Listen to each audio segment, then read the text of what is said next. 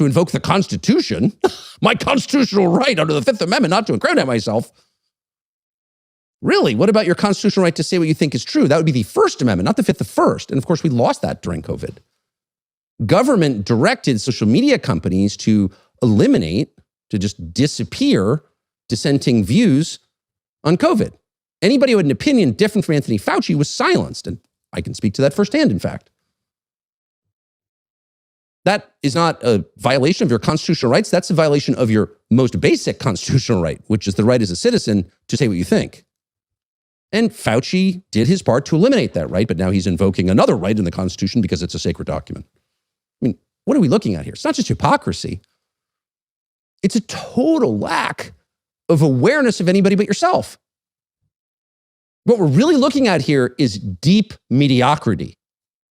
And as you watch this, if you watched any of the hearings today, you came away with the same feeling you had if you spent any time reading Jeffrey Epstein's personal correspondence. We spent years talking about Jeffrey Epstein, this dark genius, this puppet master behind a shadowy cabal running the world. And then you read his texts and emails, and you're like, actually, he's kind of like a middling IQ guy from Brooklyn, which is, by the way, exactly who Tony Fauci is, son of a pharmacist from Bed-Stuy in Brooklyn. That's not an attack on Brooklyn. It's merely the observation that these are not impressive people. They're not in charge of anything. They are functionaries. They are carrying out tasks assigned to them by others, obviously. What you're looking at, not to put too fine a point on it, is the banality of evil. The people who carry out the crimes, probably not the masterminds behind the crimes. And certainly Tony Fauci, obviously Tony Fauci, like Jeffrey Epstein, is not capable of being the mastermind behind anything. Probably not the mastermind behind a dinner party. He's a doctor who never practiced medicine, a scientist who never did science. He's a lifelong health administrator. And he's about as clever as you would imagine, which is not very.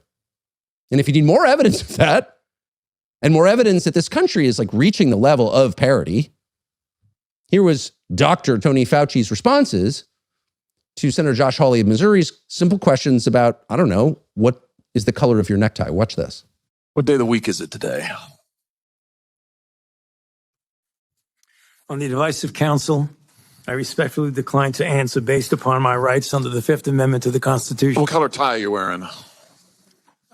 On the advice of counsel, I respectfully decline to answer based upon my rights under the Fifth Amendment to the Constitution. What color is the carpet in front of you? On the advice of counsel, I respectfully decline to answer based upon my rights under the Fifth Amendment to the Constitution. Imagine participating in a display like that.